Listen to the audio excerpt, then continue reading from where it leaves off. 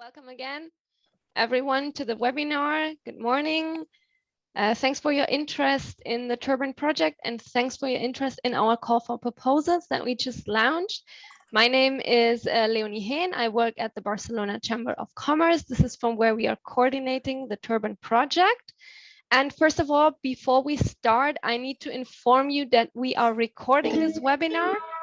So in case you don't agree to it being recorded, then you either have to turn off your cameras and your microphones if you don't want people to see you, or if you're very strict about it, I need you to invite to leave the webinar, because we are very stubborn and we're going to record it anyways.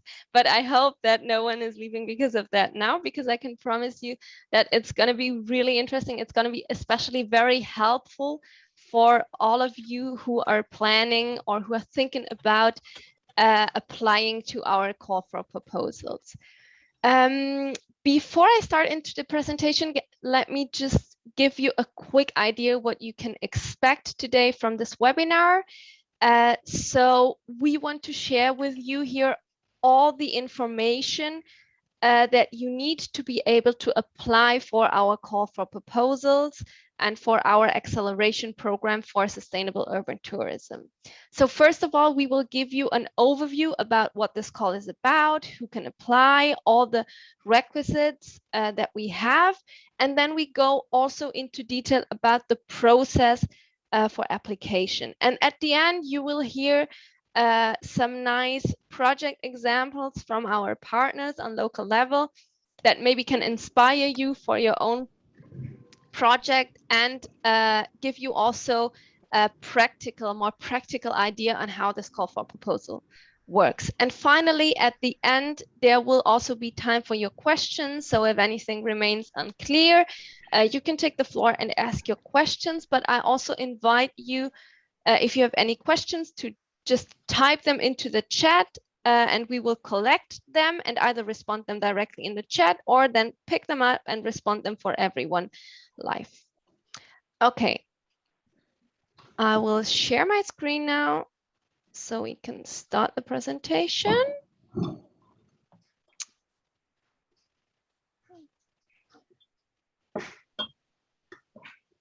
Okay, you should be all able to see it right now, correct? Right, super.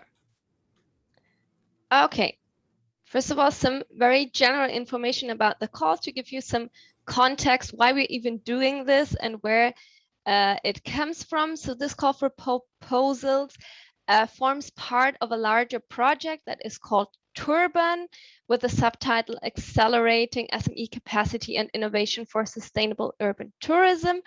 And this project is funded by the European Union under a program that's called COSME.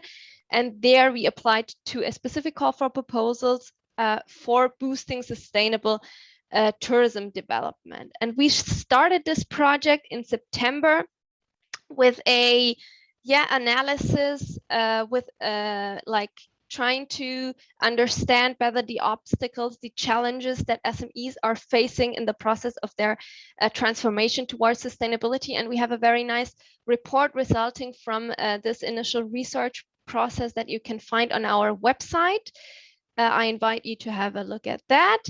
And in total, our project will last some 30 months. We have a total budget of 1.3 million approximately, and thereof, almost half goes directly to SMEs. So this is really the interesting part for you, because this is the money that we will hand out to SMEs under our acceleration program. We have a very nice partnership in this project. We are in total 8 partners from 7 countries all across Europe. And these partners, probably you have been in contact with them already on local level. If not, they're very available. They're very nice people. You can always reach out to them and they can respond any question to you concerning the Tourban project, or especially our call for proposals. So if you have any questions, don't hesitate also to contact your local partners. In Tourban project in general, we have 3 objectives. First of all, well, our overall objective is actually to support urban tourism SMEs in the adaptation towards more sustainable business model. But we can break that down into 3 like more specific objectives. First of all, we want to create a transnational and cross-sectoral network, and therefore we have created a online community that by now most of you, I guess, already form part, because this webinar is actually hosted inside this community. But this community is really there for you to reach out to your peers, to share information, and there's going to be a lot of activity coming up in the months to come. So really stay tuned there, because I think we're going to share very interesting information for you there. And second, we also want to create and we want to spread knowledge and skills among the tourism SMEs and inside the community. Therefore, we will also have lots of training activity that you're also very welcome to take advantage of, because this is free for everyone. It's it's accessible, so you can join if you're interested. And finally, and this is the core of our project, we want to deliver technical and financial support services to SMEs to help them achieve their sustainability objectives and projects. And this is why we are launching this call for proposals that we will present you today. So what is this call for proposals about? Well, under this call, we are offering European tourism SMEs the opportunity to participate in a 12-month acceleration program to develop their own projects that respond to urban tourism challenges in their territory, and by that also improve the sustainability of their own businesses. And we will fund some 60 SMEs in total under this call to help them to implement their own project and to tackle the challenges in the 7 European cities where our partners are come from and where they work on, that you can see here on the map.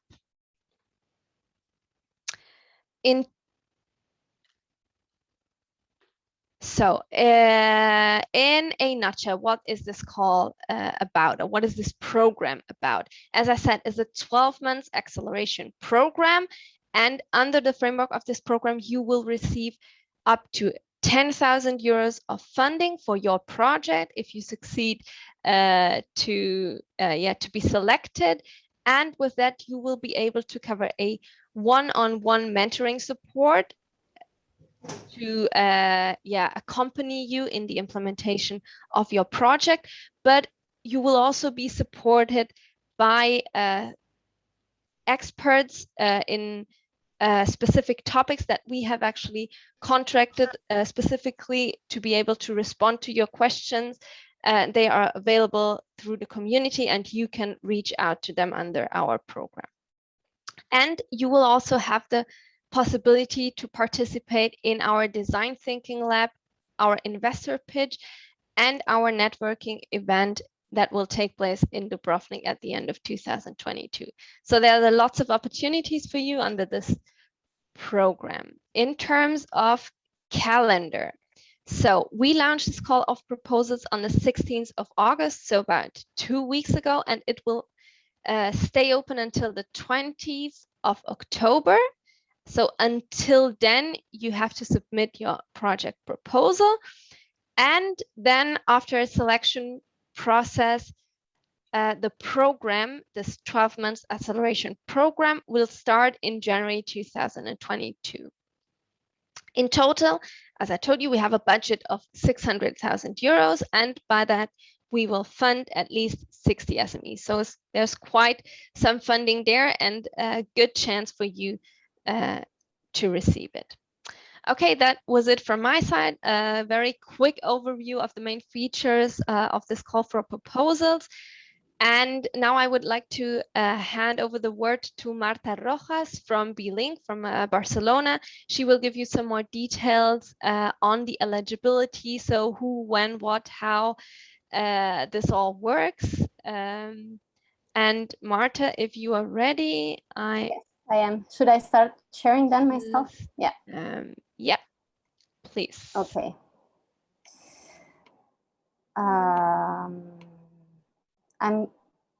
It seems that you're still sharing because it won't let me use my sharing then. Just trying to. Not finding the button at the moment. I think now you can share your slides, Marta. Yes, now I can. Yeah. Yeah. Sorry about that. No, don't worry. So Leonie has given us a very good overview of the call for proposals. We will now get into very important information. So we will give the details on the criteria for eligibility to participate in the call for proposals. So who can participate, when, what is the duration of the expected projects, what kind of activities have to be involved, how much financial support are you getting for that, and how do we need to submit our proposal. This latest part will be delivered by my colleague Jordi. All of that is very well detailed in the guidelines for applicants. So in the main document of the call for proposals, guidelines for applicants, under section 3, you have 4 different subsections addressing all those matters. This is very important for you to read before you embark yourselves into the preparation of the proposals. So in terms of who can apply. So, well, as said, as how to apply, you need to carefully read the commentation, especially these guidelines for applicants and this section 3 to understand whether you are eligible to apply. And then you have the FAQs. Then you get started. Before that, impossible. So first read the guidelines. Who can participate? So the call is open for European tourism SMEs. And when we mean tourism SMEs, specifically for hotels, holiday, short stay apartments, and similar accommodations, camping grounds, recreational vehicle parks and trailer parks, travel agencies, tour operator reservation services, and related activities. All these categories, if you check under the guidelines for the call, say section 3, the subsection 3.1, you have the NACE codes that correspond to these different activities, business sector activities. It's important that you justify that you can relate to them. We would request supportive documentation that can prove that this is the fact, no? That you are actually within these NACE codes. Then geographic eligibility, we need you to demonstrate as well with the registration supportive documentation, and you'll have all these details in the guidelines, that you are either from one of the countries of the partnership, with the particularity of Croatia and Spain, that you need to belong to the metropolitan area of Barcelona and Dubrovnik, okay? So the countries of the partnership, Croatia, again, metropolitan area of Dubrovnik, then Denmark, Estonia, Germany, Hungary, Netherlands, and Spain. And for Spain, the metropolitan area of Barcelona, okay? What else? This is about who can apply and not when, and now when. So the duration of the projects, the implementation of the activities may not exceed 12 months. In the application form that my colleague will introduce, you will have sort of a work plan indicating the milestones, the activities that will be implemented throughout this 12 months. And this is part of the evaluation. So you need to provide a quality detailed plan on the activities expected, okay? Then, very important, what type of activities are we aiming for? We have identified 4 specific topics that relate to the urban challenges that were identified by the study prepared by BUAS, our partner for Tourban. So we are asking tourism SMEs that want to apply to the call to participate in at least one of these for specific compulsory topics. So we have smart resource use and focusing on energy and water. And then you have more clear details of these topics in the guidelines as well. So within these topics, what particular activities. Then we have circular economy and waste management, sustainable destination strategy, and sustainable certificates. So as mentioned, the applicant applying to this call for proposals must refer to at least one of these topics, but could choose more. Compulsory, at least one. Then we have 6 horizontal topics that are optional and that can be related to the specific topics that we mentioned before. So we have communication, marketing, and sales. We have human resources and internal management. We have technology and digitalization, accessibility and social inclusion, visitor engagement and satisfaction, and access to finance and other incentives. So again, the applicant may, so it's not compulsory anymore, to refer to one or more of these horizontal topics, as long as they relate to the compulsory specific topic. This is might be a bit difficult to understand. For that, we have at the end of the program, as it was mentioned by Leonie, some examples on cases that we built that can illustrate how this can relate, no? And how to imagine and picture yourselves on this. So this is about the activities, no? Then what kind of, sorry, this was about the sectors, and now about the compulsory activities. So we have that the mentoring, it's definitely a compulsory activity. We have estimated that at least a minimum of 30 hours have to be planned for a mentor to accompany the process of transition to sustainability by the tourism SMEs. So these 30 hours should cover at least the follow-up of the project, the relation with ourselves. So we will have to ask for some reporting and some justification on the activity that has to be done, and the mentor will also give us information on the progress that is achieved by the SMEs. So mentoring for at least 30 hours. You can decide to obviously include more hours of mentoring. Then the project is foreseeing to deliver certain activities that are open to all the tourism SMEs, but also that will be a requirement for SMEs receiving financial support from Tourban. This will be peer-to-peer online sessions and training workshops where we will deliver very practical sessions to exchange knowledge, to build knowledge and skills. So at least minimum 2 of these activities should be included within your planning. And then we have very important activities for the project are the investor pitch, which will be held in Copenhagen in 2022, the design thinking lab, which will be held in Barcelona also next year, and then the final conference in Dubrovnik by the end of 2022. This final conference is compulsory for all SMEs participating or receiving, being beneficiaries of the grant.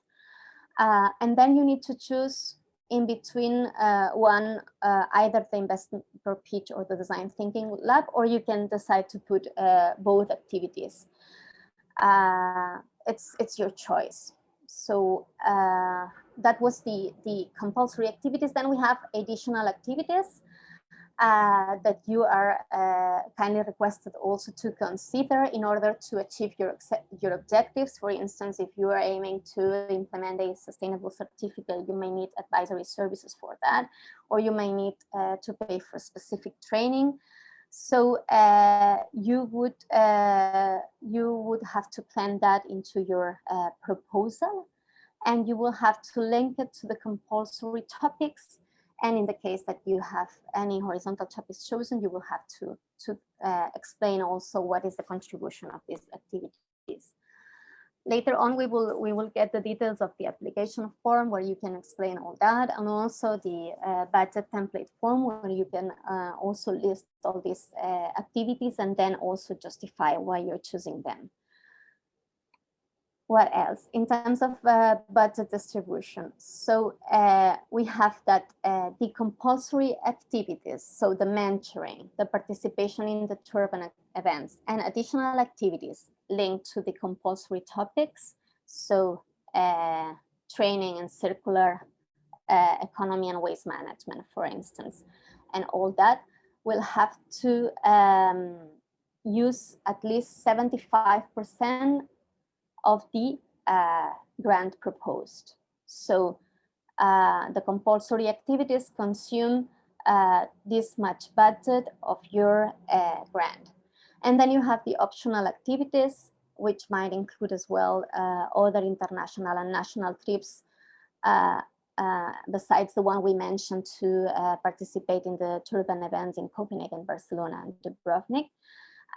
They have to be very well justified in the budget form and also in the application form. So they have to be relevant for the achievement of the objectives.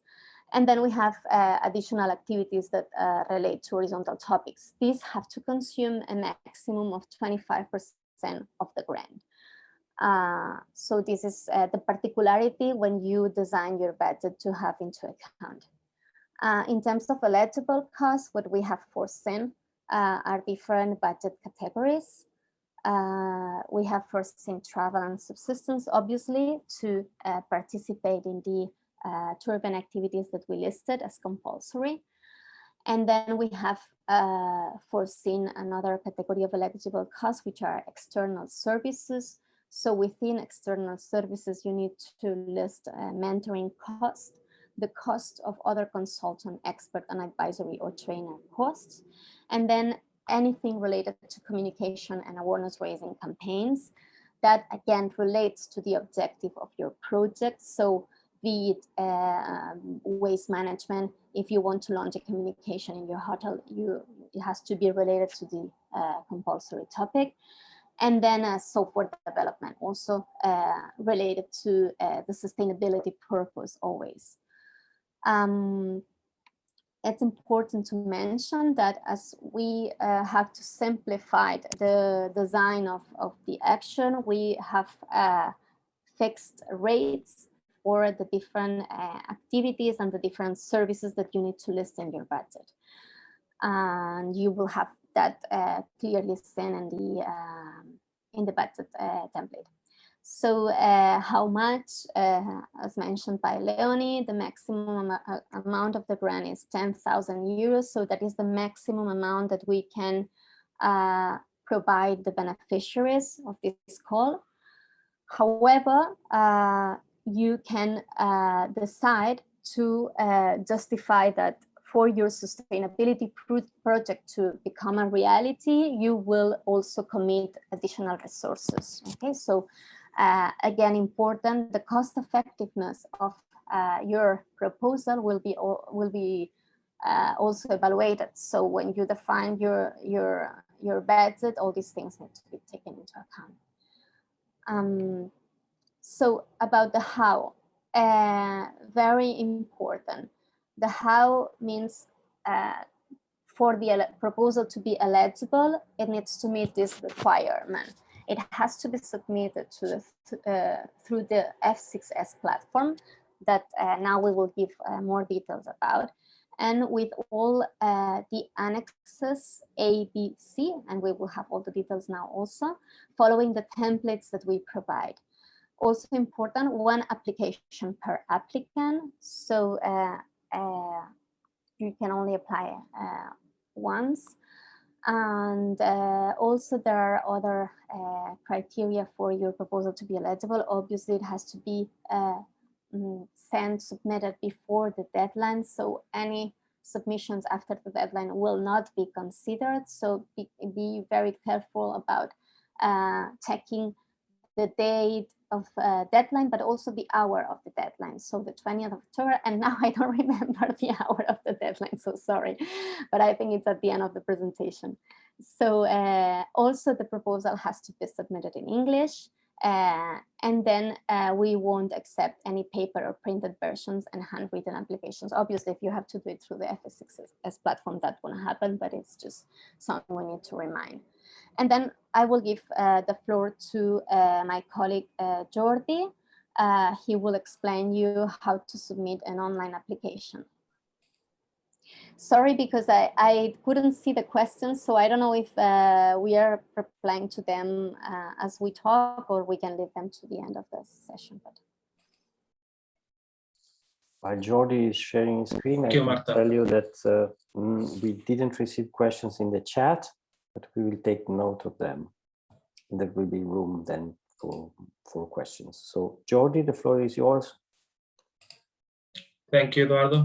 Can you confirm you see everything well and you hear me well? Yes. Good, excellent. So thanks and hi everyone. Now we move forward onto the how to submit the online application, so more into the logistics part on the submission. Okay. It's pretty straightforward. I'm sure you have already experienced in previous in similar situations. But anyway, just some instructions which are quite obvious, of course. First of all, we strongly encourage you to carefully read two main documents. One is the guidelines for applicants, obviously, that is already available, as you know, in the Tourban website.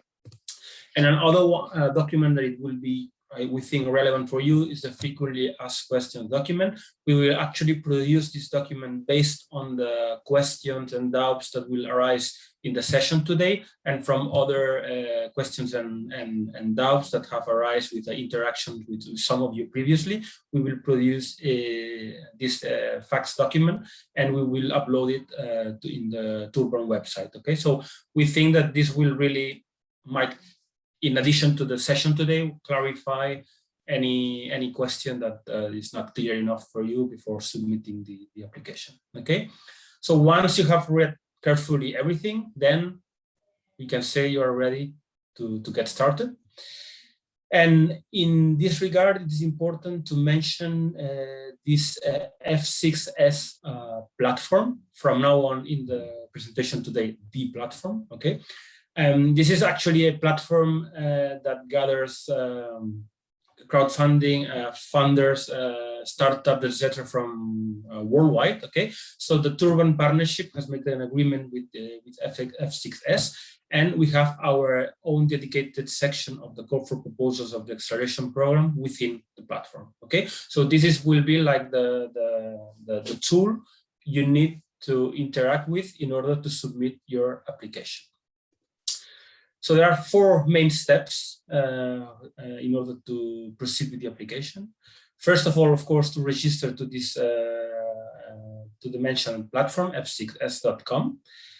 Secondly, once you have registered, you and your company follow all the steps in order to apply to the specific Tourban call.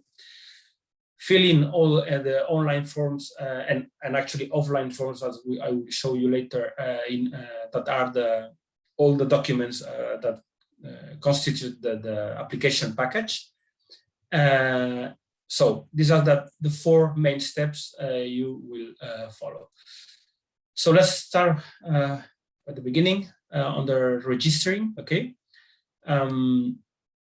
You, of course, I'm sure you have done this several occasions in different parts, probably most are more used to it, but just to give a quick overview.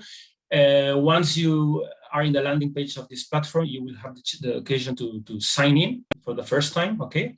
And here you can either sign in with either your accounts from LinkedIn or Facebook, the tool allows it, or creating a username and account, a new username and account with your email, okay?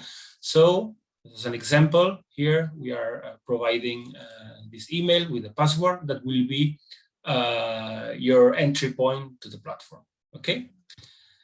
Then it will require, of course, some basic information from the person that is doing the register, okay? of course, in our case, we are, this is a simulation. Let's pretend this lady Anne Smith that is managing a accommodation in Barcelona that wants to submit an application, okay, to improve their sustainability model of the hotel. So Anne Smith will provide this basic information in order to set up the account. Then you will get an email, okay, to verify this email address. This is an automatic procedure. And once this step is done, you will be already in the intranet of this F6S platform, okay, in which now we can proceed with different steps in order to apply to the Tourban call. So first of all, you will see that wait a second, please. Yeah, you will find in this landing page of the platform that there are different and several programs, call for proposals. But of course, what interests you in this case is the acceleration program for Tourban. Okay, in case this Tourban acceleration program does not appear in your list immediately, you simply go to the search engine and you type Tourban, and then you will it will appear in your screen. This is, you see the logo of Tourban and the Sustainable Urban Tourism Accelerator program. Okay, so this is the one is relevant for you in this occasion. So you simply select this option, okay, and you go to the specific dedicated area of Tourban within the platform. Okay, as you can see, there is some basic information from the call already as a presentation. Deadline, you can see here, 20th of October. And then you can start your application. First of all, you need to create your own company page within the platform, okay? As a simulation, we put just this company name, okay? You can invite other people from your company to join your application form. And then the system will require some basic information, okay, from this new account, okay.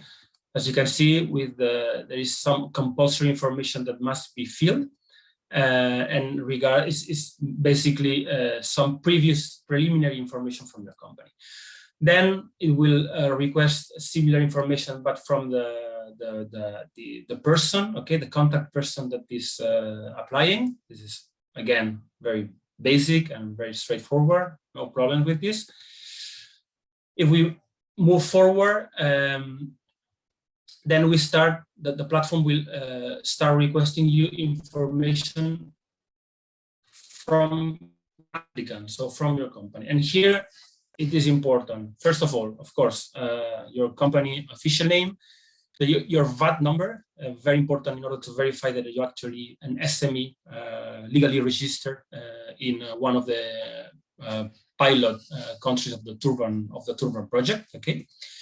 And even more important here, when it is requesting which is your NACE code of the company. As Marta said before,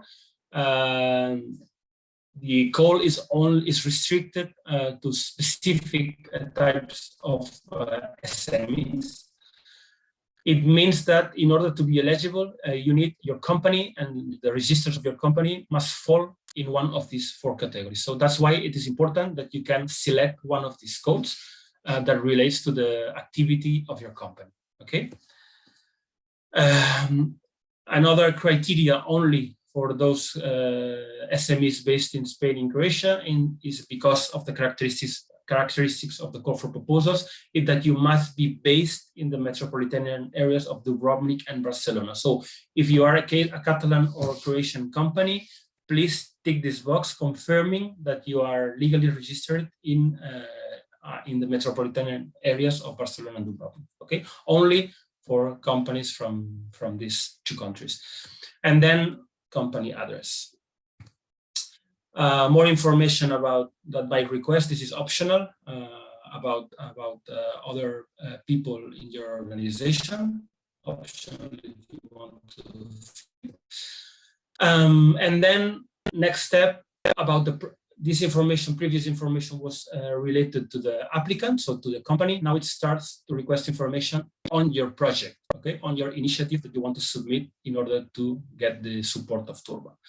So, of course, project title, we need a clear and specific project title, but also an acronym. If some of you are used to participate in EU projects, normally you know that all the projects are related to some catchy acronyms. I think this is good, okay? Acronyms that clearly identifies your initiative, your project with the spirit of this project. And also because if finally your proposal is selected, since Tourban project will give you visibility in different forums, platforms, etc., it is always good to have a very friendly, catchy name in order to easily identify your initiative, okay? So we strongly encourage to think a bit with this acronym in order to make it easy to identify and to remember, okay? Then the system will also request when you are actually filling this preliminary information about the project to select one of the compulsory topics. So in order that the system is not blocked and that you can proceed, you need to select at least one of the compulsory topics that Marta has explained before, okay? In this case, in this simulation, we tick smart resource use, okay? But you can tick at least one, so it means more than one as well. It's a possibility. And the same, but for the horizontal topics that are not compulsory, okay? If you want to tick some of them, you can, but it's not, in this occasion, it's not compulsory. What else? The system will require you to submit a project summary, okay? So this is quite important because it will probably be the first impression of the project in the eyes of the evaluators. Normally, they read like a first summary. As you can see, it is restricted to 1,000 characters. And basically here in 1,000 characters, what we are requesting you is to explain us which is the challenge that you want to address, okay? Related, of course, to the Tourban main topic about sustainability in urban tourism, which is the challenge, which is the problem that you would like to address. And based on this problem, which are the objectives of your project? Actually, it can be translated on which are the solutions you are providing to this problem. Okay, so basically the objectives of your project should ideally try to improve a situation, solve a problem you have detected or in the tourism ecosystem you are operating. Okay, then some information please as well about your plan. So what kind of activities you are proposing in your project and the main expected results. What is the project achieving and which concrete outputs you are proposing to achieve with the support of the financial grant and the technical support provided by Tourban. Okay, so this is in 1,000 characters, really a summary. Kindly ask you to be concise, straight to the point, and as much creative as you can. Then fourth step, documentation, okay? In this occasion, in this case, here we are requesting actually to work first offline, okay? So there are 3 templates. Annex A, which is the project description, which is the let's say the key document you need to fill in, the full application form. Then Annex B is the estimated budget, which is an Excel file that you will be able to download. And finally, the administrative documentation, which it is a declaration of honor in which you are committing to some points that we will see later, okay? Please be aware that the platform can only bear documents up to 30 megabytes. So we don't think you will need 30 megabytes when you are drafting your proposal. But in case you put pictures, etc., especially for Annex A, please take into account that when you transform it into a PDF, the maximum weight is 30 megabytes, okay? And then within the platform, you will be able to download these templates, okay? So first, you download the template, you fill them on offline, And once they are filled offline and converted into PDF, then you can upload it here in this section, choose a file, okay? You choose a file from your desktop, which will be the final version of your applications, okay? Good. About Annex A, which is the process, okay? This is a screenshot from the template. Basically, it's it's a predefined template. You will find a cover page again with the information from their project, from the acronym, from the name of the company, etc. And then here you can see the content of the application form, of the project description. There are three parts mainly. Well, first part referring to the excellence, which basically refers to the relevance of your initiative related to the Tourban project objectives. Okay. Then part two about the impact, which is the impact and especially environmental, social, and economic impact of your initiative and how this can be eventually replicated by other tourism SMEs in Europe. And part three about the work program, the implementation. Okay, so these are the three main sections, and as annexes of these three sections that you need to fill, we are requesting at least one CV of the staff you want to involve in the project. Okay.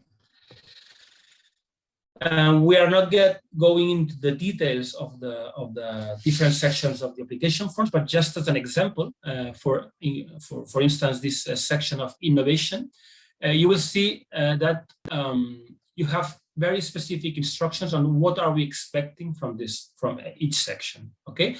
So for instance, in the case of innovation, you can read here specific instructions. Also, the characters are limited, in this case to 2,000 characters, okay? And actually, the system here, you see this red arrow, it will block your drafting when you reach these 2,000 characters, okay? So try to be, really go straight to the point. It's not a matter, as you know, of writing a lot, but writing relevant information and very concise. So as you can see, you have specific instructions from our side for each section on what are we expecting from you to write here, okay? For each of the sections, you will find these instructions. So it's, we think that we provide very clear instructions. So this will help you in knowing what to fill in each section. Okay. And regarding the third part, just one operational matter.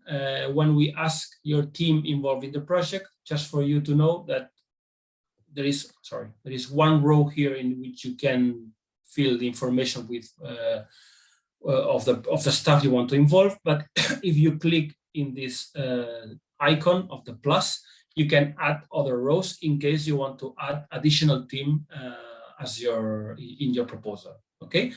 Anyway, you will find this in the document. It's very intuitive to use. Okay. What else? On the budget, Annex B, also a very important document, and it's important to tell you that it has been, let's say, pre-filled, and it's fully aligned with the requirements of the call for proposals in terms of, for instance, the compulsory activities you need to apply for. The Excel has been already structured in order to facilitate you the filling it and the understanding on which activities are compulsory and which activities are optional. Okay. Anyway, a very important step, crucial step when you fill the budget is that you select the right country in which your company is based, because depending on the country you are selecting, the Excel file will, the automatic parts of the file will change. Okay, for instance, as you know, there is a compulsory meeting, final conference in Dubrovnik. Okay, so if a company from Germany registers, the system will allow you to plan a trip to Dubrovnik, and it will give you a rate for this trip. Okay, but if the company is from Croatia and actually from Dubrovnik, since you are not traveling, if you want to go to the conference, but you are not traveling to the conference because you are already based in Dubrovnik, then the system will recognize this situation and will not provide this unit rate for the travel, okay? The same applies for the meetings in Barcelona, etc. So it's very important that just in this case, when you select the country, please do not make a mistake, because it has, let's say, impact on the structure of the Excel file. Okay. And then also a very important consideration is that you will see different warning alarms, let's say, for instance, if some compulsory activities that you need to, that it's a requirement to attend, you are not considering them, then this warning will raise, and you will see that a compulsory activity is missing. Okay, so this is a screenshot of the Excel file. In this occasion, you see the category of travel and subsistence cost. Okay. So what we are asking you is only to fill the cells that are in white, because the other cells are blocked because they are pre-filled, okay?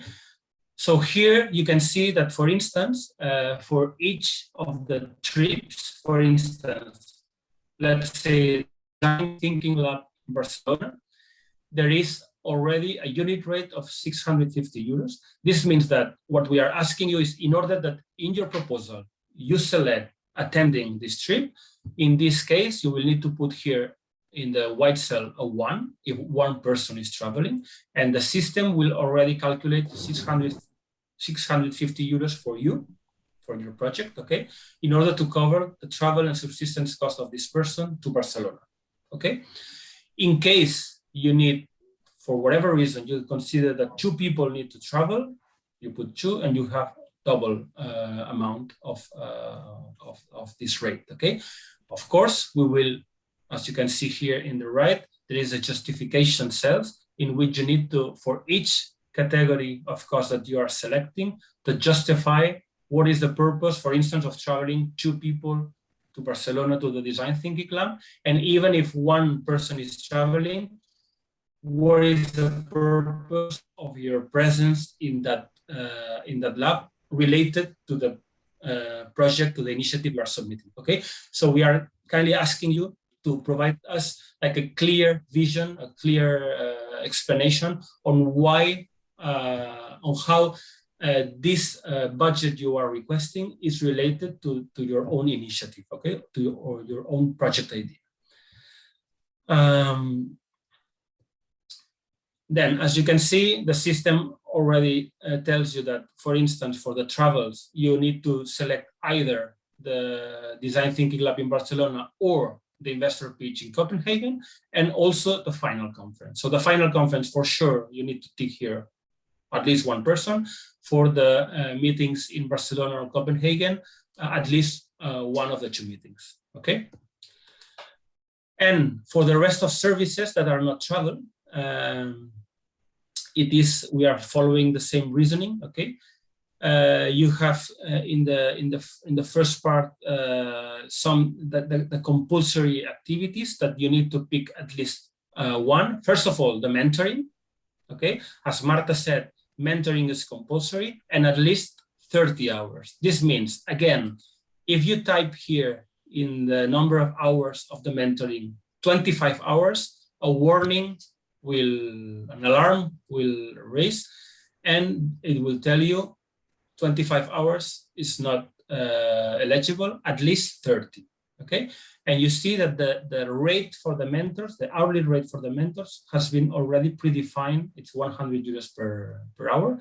It has been already predefined by the system. So if you go for the minimum of mentoring, 30 hours, this means that the budget allocated for this activity will be 3,000 euros, okay? Then, besides the mentoring, if you want another compulsory activity relates to conducting some consultancy, training, or other services related to one of the 4 compulsory topics. Again, in this case, we are proposing you to let us know how much budget do you need for this. And in this occasion, it's free. There is not a prefixed unit rate for the consultancy. So you might, I don't know, make an agreement with a consultant or with a company that wants to provide you a training on, I don't know, how to get a certificate or a label on sustainability. And let's say this cost of training is 2,000 euros. And this means that you will get an invoice from this consultant of 2,000 euros. Well, you simply type here, well, 2,000 euros as unit rate and one consultancy, and the budget will automatically calculate and add this extra 2,000 euros. Okay. So this is for the compulsory activities, and then you have also the possibility to fill optional activities related to the optional topics, that horizontal topics that Marta mentioned previously. Okay, if you think that for the purpose of your project this is needed, feel free to fill the corresponding rows. Okay, good.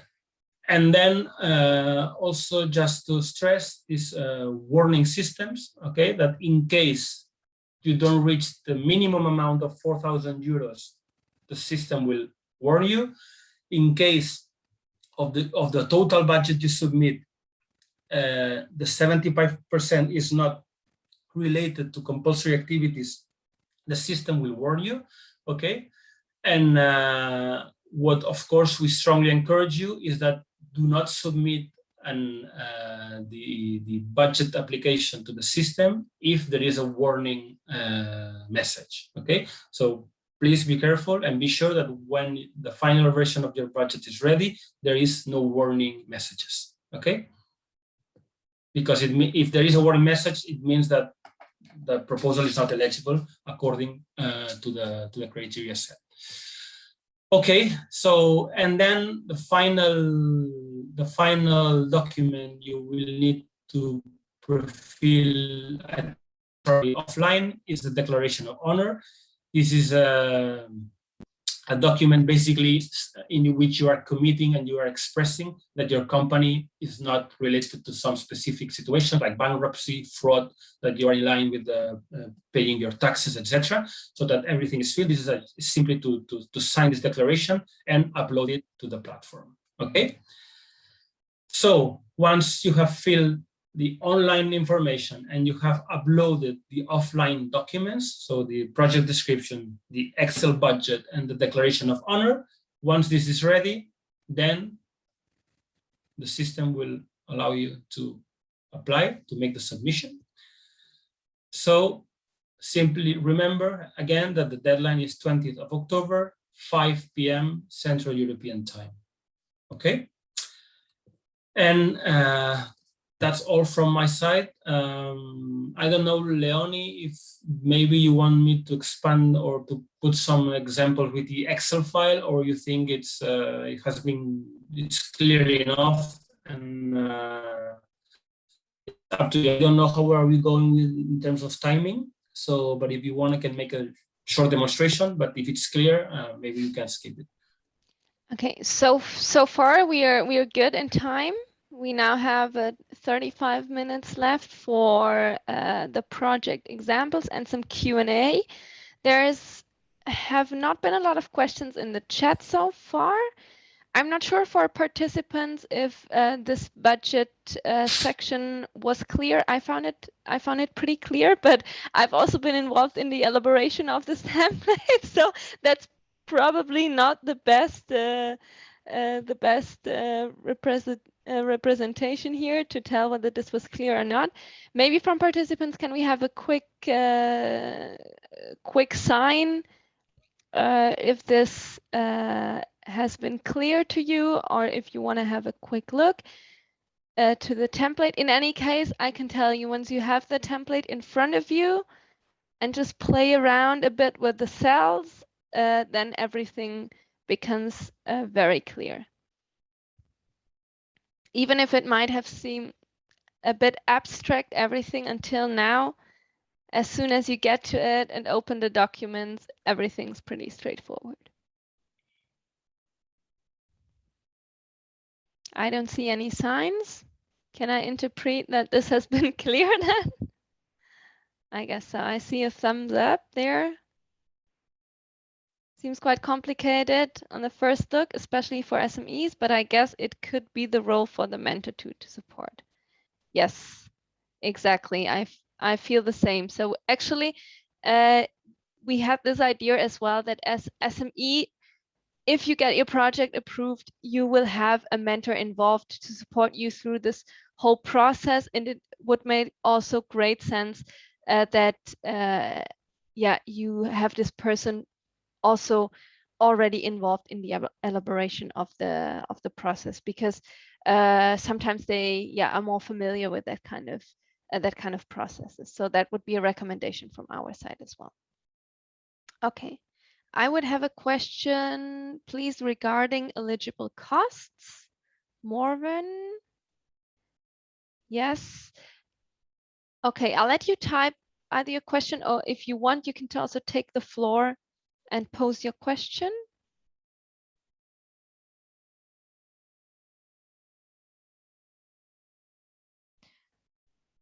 So what do you mean by software development? That's a question. If we could elaborate, please. Well, software development, I would say this refers, because you remember that you have to select a compulsory subject, right? And everything else, so the horizontal subjects, they need to relate to the compulsory subjects, right? So for example, if you select energy efficiency as compulsory subject, then something that has to do with software has to do also with this major topic that you have selected. So it can be, for example, any sort of software that you need to monitor energy efficiency. That could be an example. Yeah. Do you hear me now? Yes, I can hear you. Hi, very good afternoon, everyone. Thanks for this lovely conference. Yeah, so that's precisely my question. If we want to start a project to monitor our energy consumption and efficiency, we will need to most probably to purchase a solution with a provider. There is two things in these solutions. One is the software to manage, by instance, remotely the air conditioner. The other one will be probably to update the air conditioner itself. In this case, what will be the eligible cost? Will that be only the software solution, or could the installation of a new and more efficient air conditioner be considered as eligible? Okay, what is definitely not eligible, that I can tell you for sure, is anything that has to do with infrastructure or equipment. So installations, works, purchase of equipment, that's not an eligible cost. Okay, for the software, that's a different thing. So if there's something that you need a software development, but especially we have to distinguish in between services and in between the purchase. Okay, so there can't be any purchases, but there can be services related to this. Okay, this is my my understanding of this. Okay, thanks. Okay, thank you. Marta, Jordi, just you correct me if I'm wrong. You're also the experts here in the field. I think that there's quite some questions in the chat, so I think I'm going to start trying to reply them, or either we can decide to collect them, but I think it's good to reply them here also. Yeah, I think we will reply. I think we will go on and try to reply written questions in the chat, and meanwhile we can maybe start with the project examples, and then maybe we can pick some specific questions for the end if we still have time, and respond them here in person. Okay, so keep typing your questions, and just in case we don't manage to answer your questions in the chat, don't worry, we will for sure include the questions into the frequently asked questions document, and we'll also include them in our community and answer them there. So there will be no questions left open, that's for sure. Okay, I see already that we have our colleague from the BUAS, Breda University of Applied Science here. He will present some project examples to us. Jos, if you want. No, I have actually the presentation, so I will share it for you. Can you hear me loud and clear? Yes, I can hear you. I guess that's also the case for the rest. Thank you very much, and thanks for joining in and for allowing me to present two examples of projects that we prepared just as a kind of teaser on how to think about designing a project that would be eligible for the call. One of them relates to a hostel in Amsterdam, and the second one relates to a travel agent. These are, to some extent, non-existing situations, but based on knowledge that we already have based on the challenges that we face in Amsterdam when it comes to sustainable development of urban tourism companies. The first one relates to a hostel. Maybe you can switch to the next slide, Leonie. Let's see if it moves. Yep. The company here that we are presenting is a hostel in the city center of Amsterdam. It's a hostel with 20 rooms, 10 beds, 2 to 10 beds per room. This hostel is operating already since many years. It serves food and drinks, and it makes use of local products and farming. So as an example, this is a hostel that tries to be as sustainable as possible in sourcing food, and it tries to buy its food from farmers in the neighborhood, not more than 50 kilometers sourcing distance, to lower transportation costs and also to lower the impact on the environment of the sourcing of the food. So basically, the hostel is positioned in the green accommodation niche, and it tries to improve constantly its sustainability. Now, the hostel is facing certain challenges, of course, to increase its impact. And now it wants to create like a circular system, not only purchasing from people nearby, but also creating a system in which flour, milk, beer, and vegetables are purchased from local farmers and really producers in the neighborhood, so that the supply chain is circular as much as possible, so that they do not have to source it and also have not too much waste. But the problem is that the purchase costs of these local produce are usually much higher, up to 50%, than the cheap inputs from supermarkets and wholesalers. So that's the key challenge there, and I think you might recognize it in many cases. Biological food, organic food that is produced nearby by small-scale farmers is more expensive. So how could the problem be solved? And the hostel has come up with an idea. It proposes to the supplier, so it would propose to their suppliers and farmers to develop a circular system which generates a win-win situation.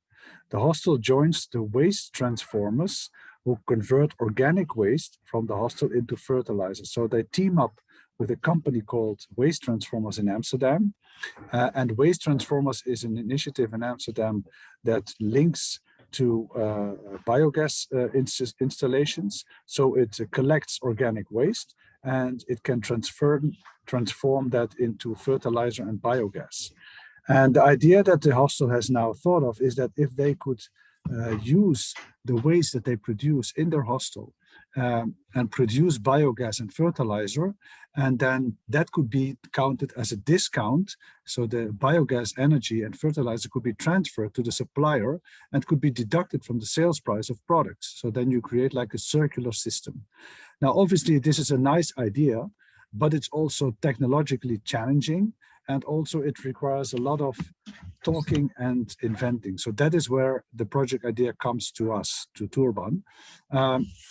Now, this is an interesting topic from circular economy. It relates to waste management. It relates to circular economy. It's very ambitious because the hostel really needs to separate its waste very decently and also needs to make a deal with a company in Amsterdam that it has not yet dealt with before. Also, it needs training because their human resources need to be building their capacity on how to recycle properly, and also to include the waste management collectors and also the supply chain deliverables in their business processes. So this is the proposed project. If we try to make a budget out of this, the idea is that the hostel needs a mentor to accompany and advise the project implementation. This would be an expert in circular economy in this case, who connects to the local company and also tries to make a contract with that, so that they would be helping the hostel in making a deal with waste transformers. Then there is legal consultancy to make good, fair supplier contracts. So that's more also contracting consultancy. And then there are training costs needed for the hotel staff to separate waste and to instruct consumers.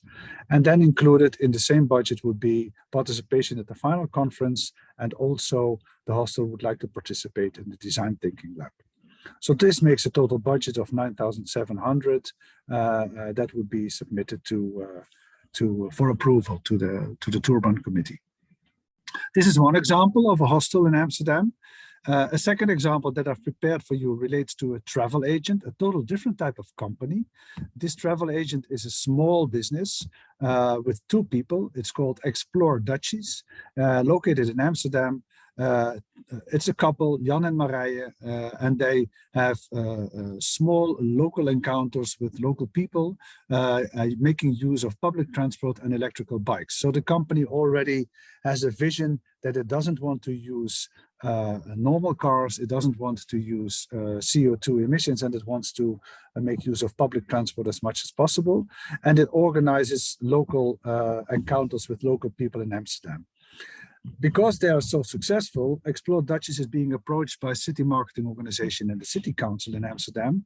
And they want to start a pilot to offer bike tours outside of Amsterdam. So let's say 75 kilometers out of the city center. This is to spread tourists. So the interest of the marketing organization is to lower the visitor pressure of over-tourism in the city. And the city council is agreeing with that and is willing to support as a pilot this project. So the challenge is how to organize an effective and efficient travel scheme, making use of public transport or e-bikes, electrical bikes, and with low CO2 use. It's a difficult challenge, because if you look at the surroundings of 75 kilometers, maybe Amsterdam is very densely populated and has a lot of transport systems, but still to find the nice places and to find nice visitor experiences, it's complicated to get there by public transport. So how can that be solved? First, a new product needs to be designed. So the existing product that is located within the boundaries of Amsterdam needs to be enhanced towards an area outside Amsterdam. And the idea is that not only the visit to these locals will be a part of the product, but also the journey to the local is part of the experience. So the idea is to make sure that the trip towards the outside would be including interesting visits to sustainable farmers and local producers on the way. And also to create a network of these small-scale businesses that would receive the guests on their trip. So that would make the trip not only visiting local people outside Amsterdam or nice local businesses, but also in the meantime, having a drink or having a meal with sustainable farmers and producers along the way. This could be done by an online platform so that people can really make their own trip, compose their own trip, and make reservations and bookings. So that's the idea. And this is why this topic is approaching Tourban, and I think it could be a relevant topic. What's the main topic in this example? It relates to sustainable destination strategy, because remember that the local city government is supporting this idea, maybe through a small grant or through marketing. The horizontal topic relates to digitalization and technology. A platform needs to be composed, and also to new styles of communication, marketing, and sales. So they need to train themselves in marketing and product development. Then we look at the budget, finally, the services required. There's a mentor needed to accompany and advise project implementation, which would be an expert at sustainable tourism development, 6,000 euros. Then there are fees needed for external service for the platform design. So this is basically ICT software design, 2,000 euros. a training on digital marketing. And in this case, there's only one conference participating, which is the final conference in Dubrovnik. So this is an example that would add up to a total cost of 9,350 euros, well within the budget of maximum of 10,000 euros. These are two examples that we could think of in two different areas based on the situation in Amsterdam. I would gladly hand over to Leonie to see if there are more examples. Thank you just very much for this very interesting examples from Amsterdam. Just one quick note here, because in the budget it's only indicated the conference in Dubrovnik. That would work for a company from Barcelona, for example. Yeah. But as we just forgot here, but here actually it needed to include also the cost for either the investor pitch. In Copenhagen or the design thinking lab in Barcelona. So sorry about this. Yeah, my mistake. Sorry. But here actually we see that there is still a bit of margin in terms of budget, so that would definitely enter still the budget. That's the good news. Thanks so much, Jos, again. We have some more examples coming from different project partners from Tourban.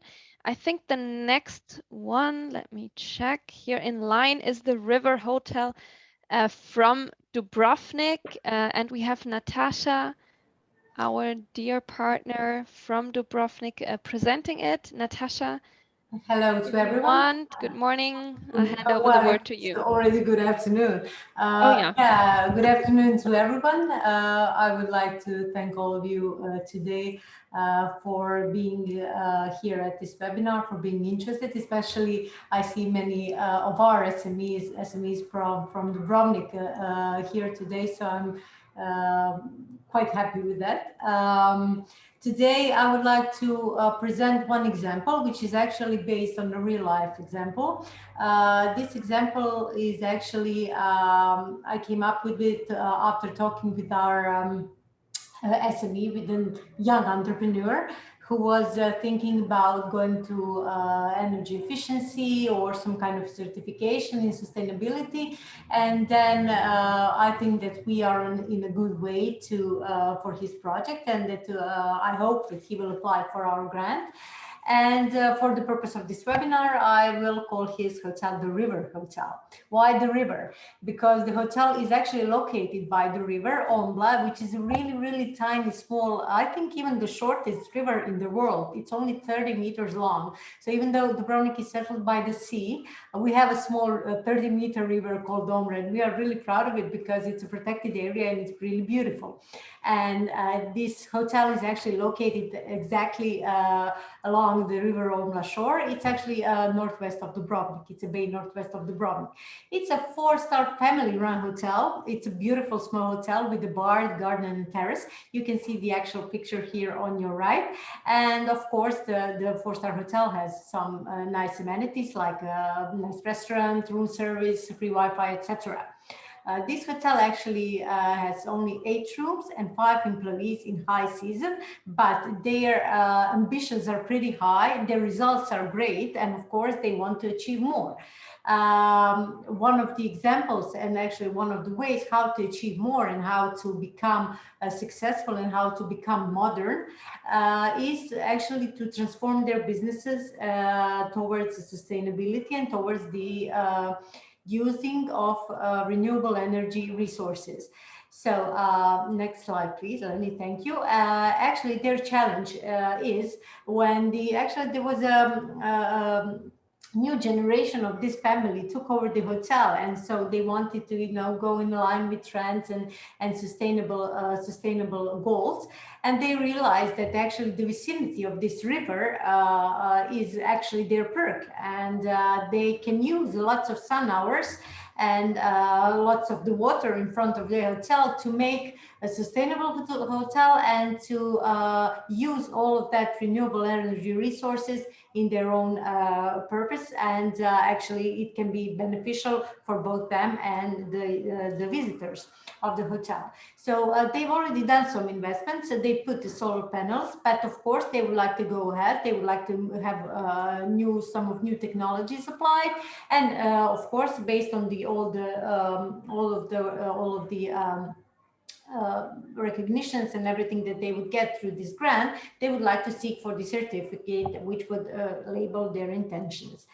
So actually the first step in making some sustainable solutions for their hotel is actually analyze the state of the art and see what are the potentials, what is the actually needed infrastructure, and what are the finances needed for their hotel to become more energy efficient. And then after that step, they would like to see what are the technical prerequisites to install more solar panels and to use, let's say, the river waters for the heat and cool pumps, but also to see what kind of isolation is needed for their hotel to be also energy efficient. So the owners, this new generations that I mentioned, are extremely interested in our grant, and actually they are interested in using whatever possible public funds and EU funds to make those technologies happen and to get the certificate, sustainability certificate, which is possible here in Croatia. It's called Sustainable Hotel Certificate, and it's provided by Croatian Ministry for Tourism. So we wish them all the best, of course, in their endeavors. Actually related to Tourban topics that they refer to here, the main topic is, of course, sustainability certificates and smart resources use, and the horizontal topic is access to finance and public incentive.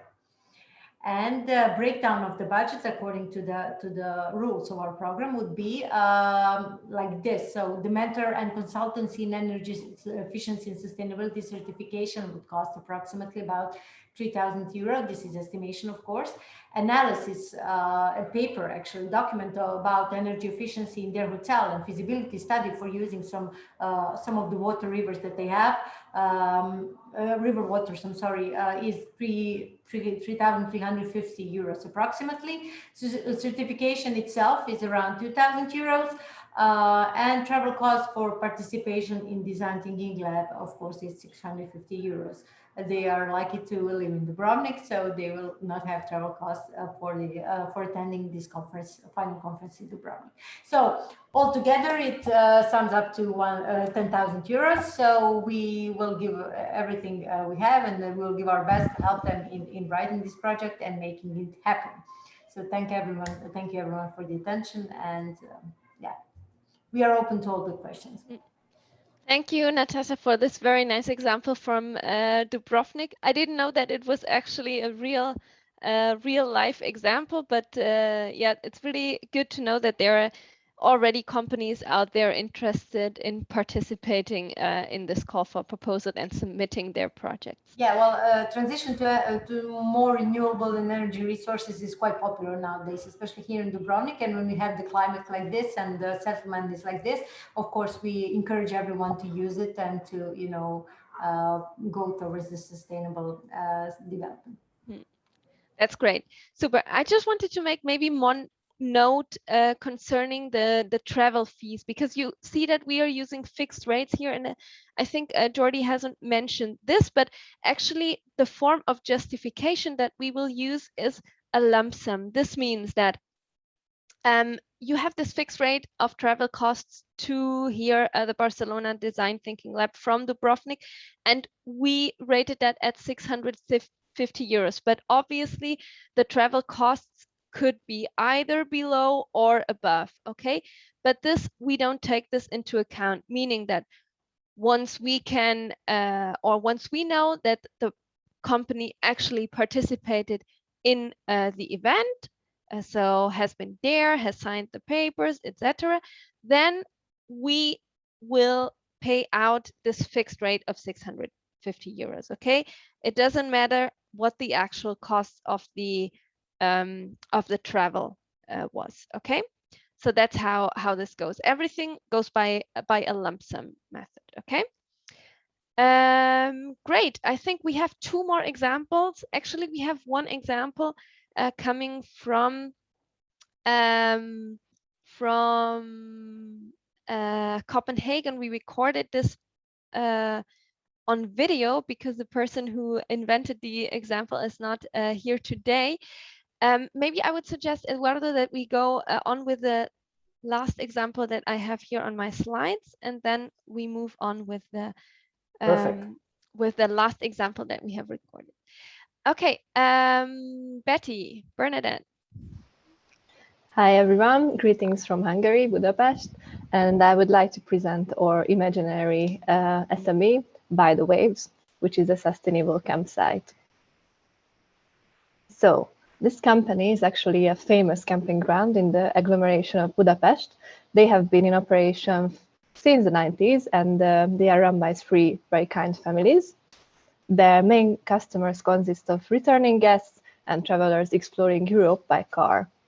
They have been the leaders of sustainability movement in their area, especially with their organic garden and self-produced goods, which they prepare for their guests for breakfast. And they have some challenges they have to face nowadays.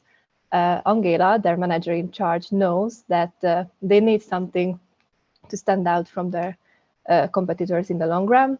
And for this, they chose a sustainability certificate and smart resource use, which they could promote on their social media.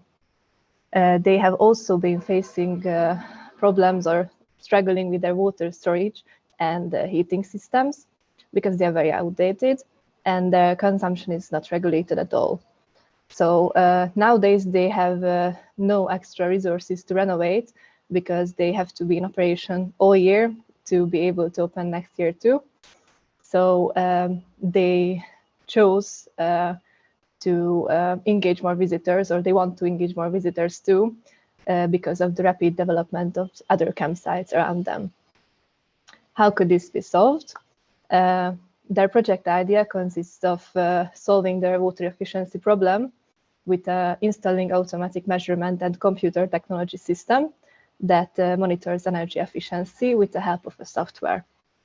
Their visitor engagement and satisfaction expert could give advice on areas in need of further development. This way they could stand out from the overcrowded market that is becoming very, very busy after COVID.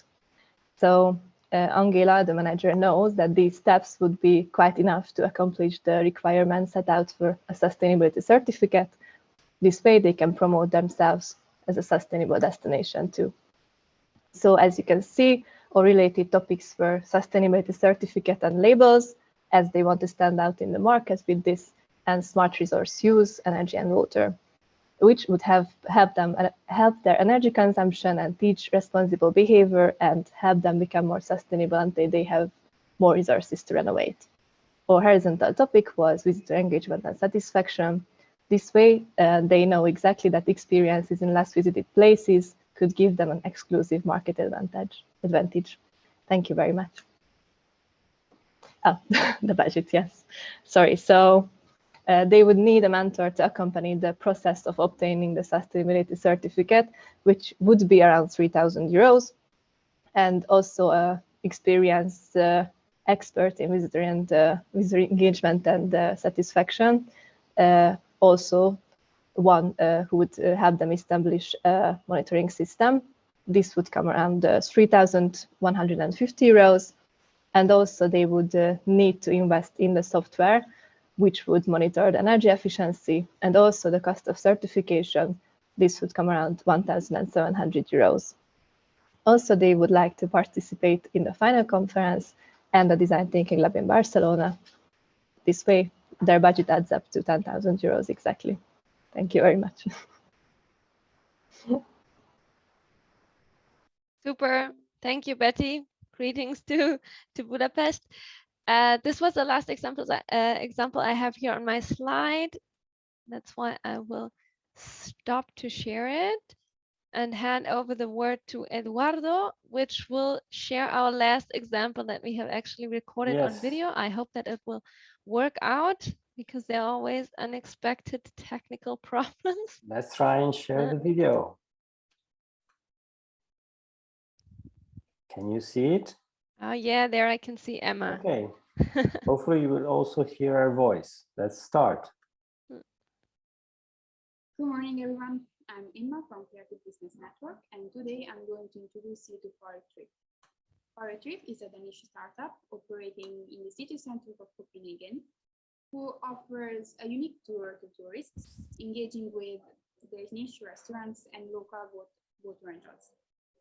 The tourists are given the possibility to travel around the city on a boat and stop at different Danish restaurants to enjoy a little bit of the traditional Danish food. Lately, the main concern of this startup regards sustainability and customers' awareness. So we would like to try to reduce the food waste this service could lead to by engaging with customers in recycling activities. On the other hand, it is also looking for new partners who already work with sustainability and are already focused on new sustainable strategies and approaches. So for this reason, the first step is the implementation of a food waste monitoring system, while developing also a communication strategy to lead its customers to consume in a more sustainable fashion. The main change regards circular economy and waste management field while taking into account visitor engagement and satisfaction. To implement this idea, the startup will use 3,000 euros to pay for a mentor who will advise during the project implementation. 4,150 euros will be used for legal consultancy to help the startup to make fair contracts with new partners. 500 euros will be used as training costs for external partners, since the startup needs to inform the new partners about the new recycling activities it would like to implement. The CEO and his partner would like to attend the panel conference in Dubrovnik, so they will use 1,700 euros to pay for the 5 tickets.